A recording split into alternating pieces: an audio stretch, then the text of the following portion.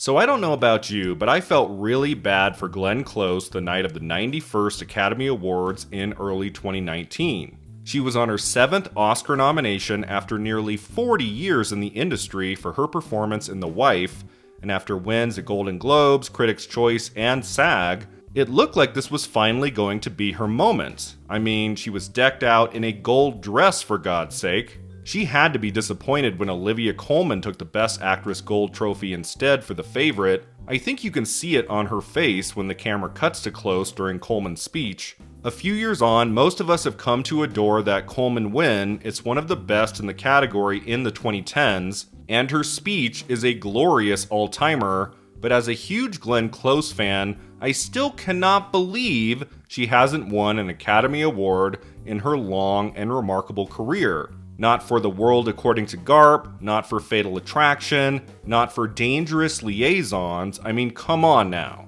But after her loss for The Wife, I said to myself, okay, if Close can ever one day receive an 8th Oscar nomination, she is going to win 100%. They can't possibly pass her up again, right?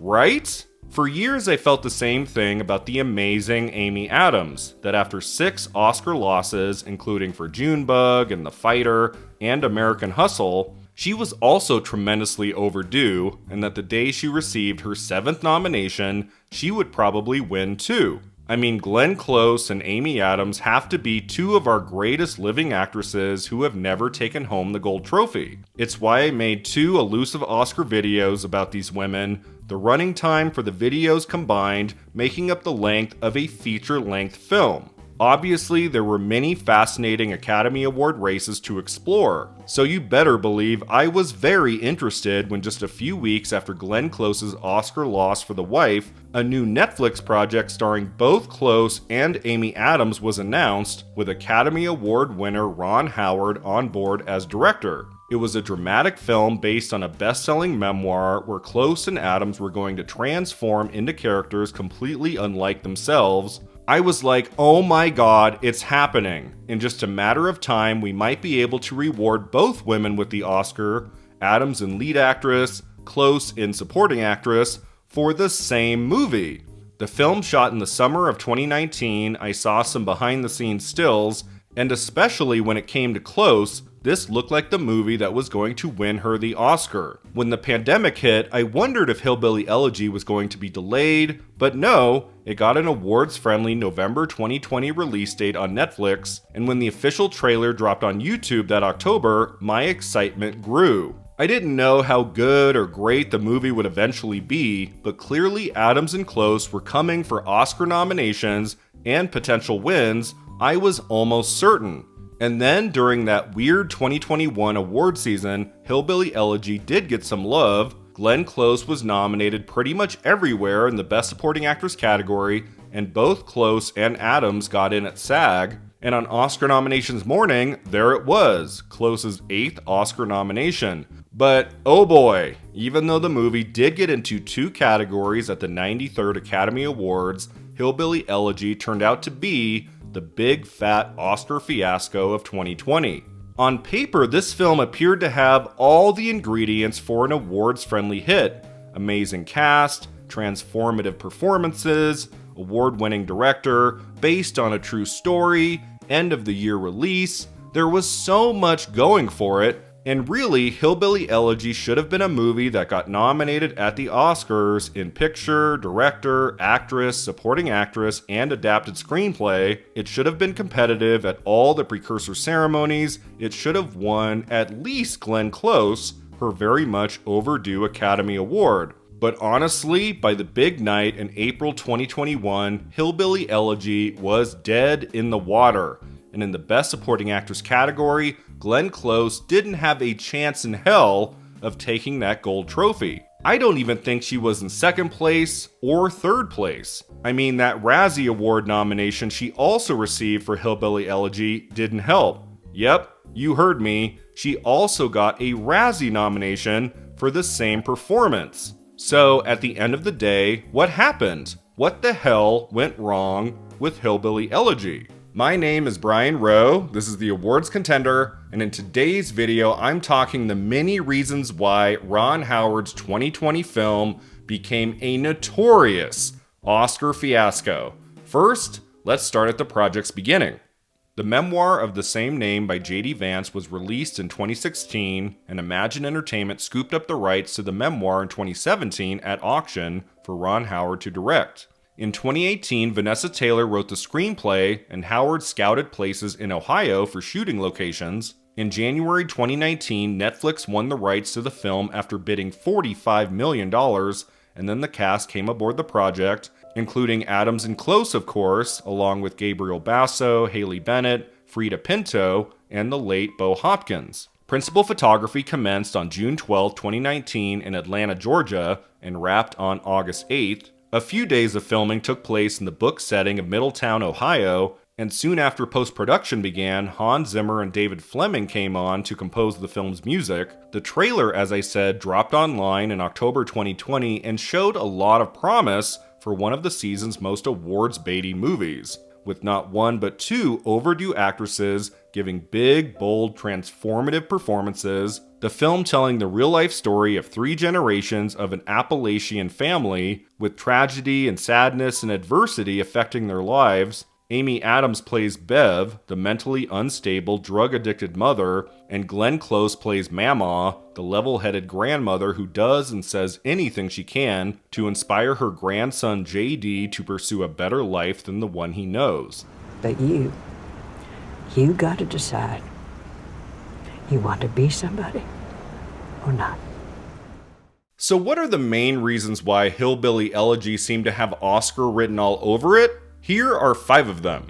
The first reason was, of course, Glenn Close. Ever since she received 5 Oscar nominations in the 1980s, she's always been a possible Oscar contender, certainly with any major serious film project she appears in. I mean, sure, she went a long time without an Academy Award nomination between 1988's Dangerous Liaisons and 2011's Albert Nobbs, but the potential was always there, and since her 7th nomination for The Wife, pretty much anything she makes we have our eye on. I can't be the only one who thinks it's a genuine atrocity Glenn Close has never won an Academy Award, especially considering all of her worthy nominations throughout the years, and so I and many others are always looking for that possible win year to year. She is, as of this recording, 76 years old. She's not going to be around forever. She might only have 1 or 2 more chances left, and so when I heard about Hillbilly Elegy, and then especially after I watched the trailer, I genuinely believed this was going to be her much overdue Oscar win, particularly when you consider the film arrived in a pandemic year when many awards-buzzy movies had been pushed to 2021 and beyond.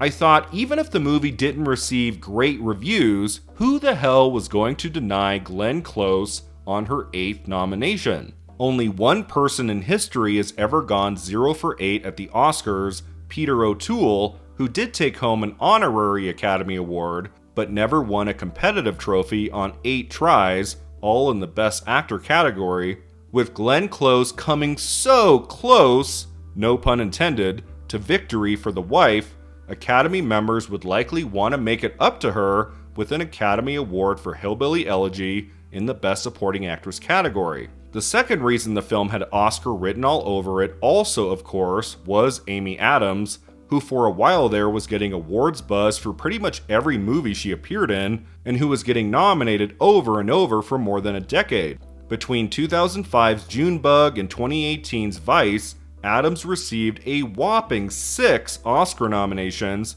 and that doesn't include her spectacular performance in 2016's Arrival that should have earned her a nom, if not the win itself. Just like Glenn Close, we have been searching for that Oscar win for Amy Adams, and at this point, I think we'd take it for just about anything. Weirdly, unlike Close, Adams never got very close to a victory throughout the years. Maybe The Fighter in 2011, if Melissa Leo hadn't been in the way. One of her best performances is in American Hustle, but she was up against Cate Blanchett that year for Blue Jasmine, so she just couldn't compete. Again, when it came to Hillbilly Elegy, the stars seemed to be aligning.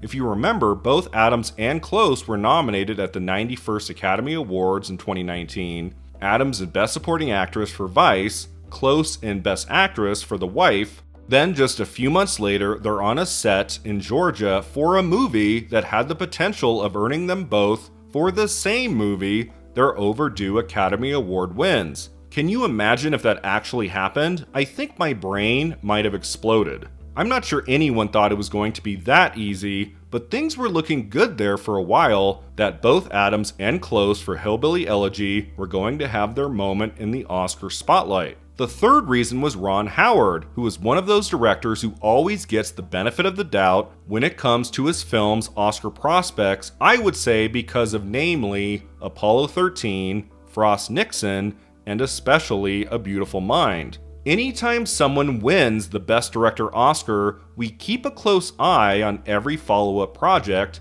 and that's what we've done since his Gold Trophy victory for A Beautiful Mind in 2002.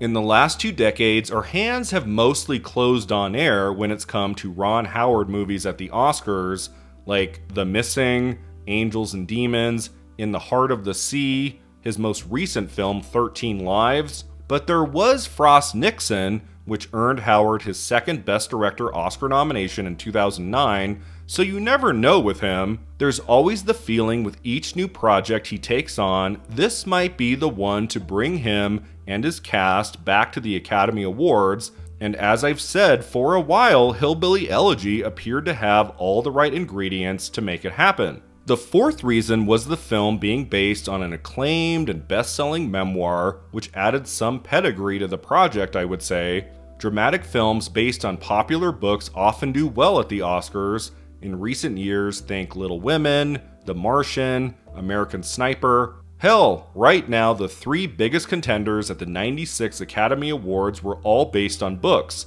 Oppenheimer, Killers of the Flower Moon, and Poor Things. Hillbilly Elegy being a recent phenomenon of a memoir many people liked and loved and shared with friends and family only helped the film's Oscar chances.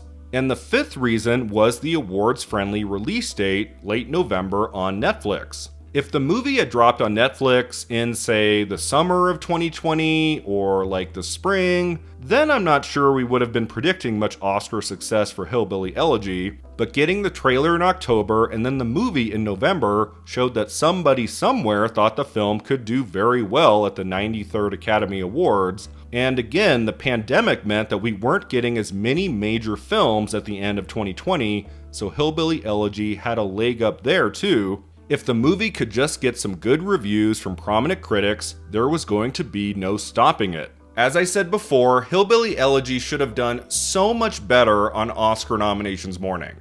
I mean, in retrospect, I guess you could argue that it was kind of a miracle it got the 2 Oscar nominations it did, that it wasn't completely snubbed across the board, but for the movie to miss actress, screenplay, director, and picture, this was most definitely an Oscar fiasco for what was maybe the most Oscar bait movie of 2020.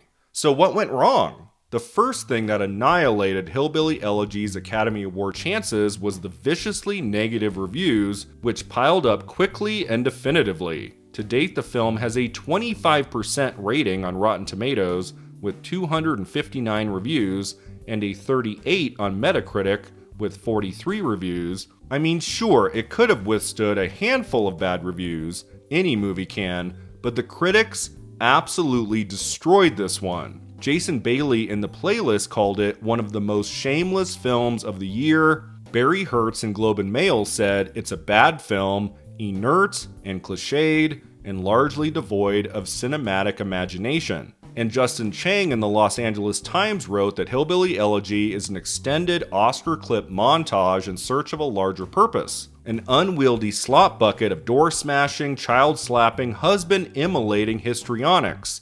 Ouch. Now, strangely, the audience reaction to the film was much kinder. That score on Rotten Tomatoes currently at 82%. In December of 2020, Ron Howard said, "It's the biggest differential I've ever had between critical consensus and audience approval ratings." Amy Adams commented on the film's reaction in a CBS interview. "I've yet to make a film that everybody agrees on, and so I keep trying." That was something like growing up, when I'd rather As much as I want to be liked, indifference was the worst thing, because I would chase the indifference constantly to try to force an opinion one way or the other. I mean, a few critics liked the movie, like G. Allen Johnson in the San Francisco Chronicle, who called the film an absorbing family drama that features compelling go-for-broke performances from Amy Adams and Glenn Close. But these positive reviews were few and far between, and as is the case with any movie, if enough critics brutally tear it down, it's almost impossible for that film to recover and be a legitimate Oscar player. The second thing that ruined the film's awards chances was the controversy surrounding the depiction of life in both the book and the movie, many claiming that author J.D. Vance reinforced negative stereotypes in his memoir, making the characters too broad, and that screenwriter Vanessa Taylor and director Ron Howard did the same for the movie. Cassie Chambers Armstrong in The Atlantic wrote a detailed account of how Hillbilly Elegy doesn't reflect the Appalachia she's familiar with. Quote, "They need to frame poverty as a moral failing of individuals as opposed to systems, because they have to imply that something about Vance's character allowed him to get away from his hillbilly roots." End quote. Ultimately, many disagreed with the film's politics too, especially the politics of the book's author J.D. Vance, who is a conservative and has been outspoken about his beliefs. Beyond critics just not liking the movie, there were other elements to Hillbilly Elegy that rubbed people the wrong way. The film's director, Ron Howard, also talked about the bad reviews. Critics have a job, which is to see something, run it through their lens, and write and talk about it. So I can't argue with it. I do feel like that they're looking at political thematics that they may or may not agree with, that honestly aren't really reflected, or they're not front and center in this story. What I saw was a family drama that could be very relatable. So, in a way, many critics of Hillbilly Elegy went beyond merely disliking or hating the movie. Essentially, there were already many issues critics had with the source material, and the translation to film only made the problems worse. And then a third thing that definitely didn't help Hillbilly Elegy on the road to Oscar was the film receiving 3 Razzie Award nominations, and that included Glenn Close, who became only the third person in history, after James Coco for Only When I Laugh and Amy Irving for Yentl, to receive an Oscar nomination and a Razzie nomination for the same performance. Sure, the Razzies don't mean a whole lot in the long run, but your movie getting nominated there for Worst Supporting Actress and Worst Screenplay and Worst Director, Oscar love is probably not in the cards. But wait a second, you might say to me, Brian, Hillbilly Elegy did get a couple of Oscar nominations, so can we really call it an Oscar fiasco? For a movie like this, absolutely. Here's the deal. Most people assumed going into the fall of 2020 that the film was going to be a major contender in categories like Best Actress, Best Director, and Best Picture, and for it to come up as short as it did was the makings of a genuine awards disaster. Now that's not to say it missed everywhere. The person from the film who did the best during the 2021 award season was Glenn Close, who was nominated for Best Supporting Actress at the Golden Globes, Critics' Choice, SAG, and the Oscars, only missing BAFTA along the way. It was a frustrating time to be a fan of hers, knowing she had zero shot in winning anything and was going to watch other people win trophies yet again. I mean, she did only have to show up on Zoom most of the time, only attending the Academy Awards ceremony in person. And then also, as I mentioned before, Amy Adams did get in somewhere for her performance in Hillbilly Elegy. She was a surprise Best Actress nominee at SAG. She lost there to Viola Davis for Ma Rainey's Black Bottom, Adams clapping from her little Zoom box. Glenn Close lost at the Golden Globes to Jodie Foster for The Mauritanian, an odd victory that resulted in no more major nominations for Foster the rest of the season. At Critics' Choice, she lost to Maria Bakalova, who did get into the Oscars for her performance in Borat 2. You might ask who she lost to at the Razzie Awards. It was Maddie Ziegler for music. And then at SAG and the Oscars, Close lost in the category to Ye Jung-yoon for Minari, who quickly became the consensus choice for Best Supporting Actress, so much that her victory at the Academy Awards was a foregone conclusion long before the ceremony even happened. I love what she said about Close in her speech. I don't believe in competition.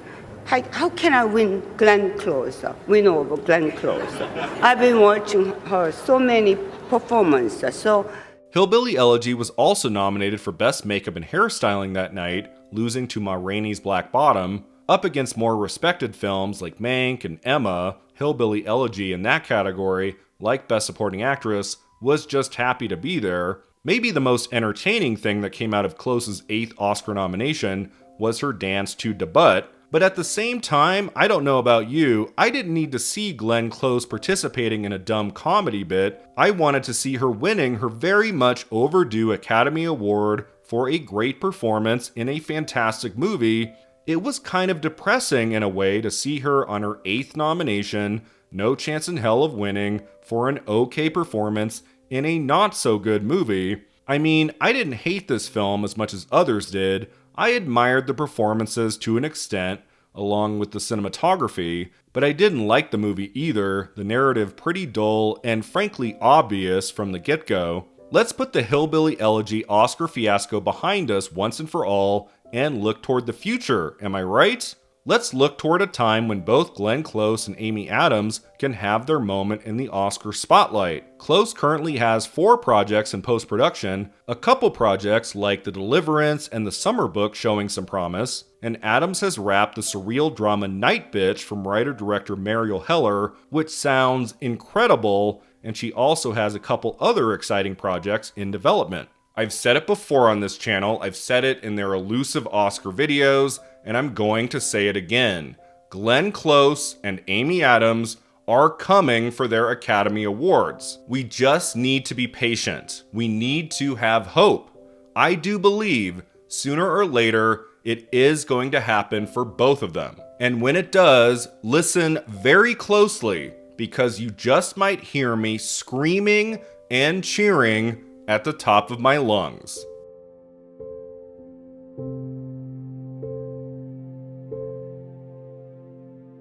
Thanks so much for watching. If you enjoyed this video, don't forget to like and subscribe, and let me know in the comments below what you thought of Hillbilly Elegy. Is it as bad as most people say it is? And what did you think of Glenn Close receiving an Oscar nomination and a Razzie nomination for the same performance? We'll see you next time at the Awards Contender.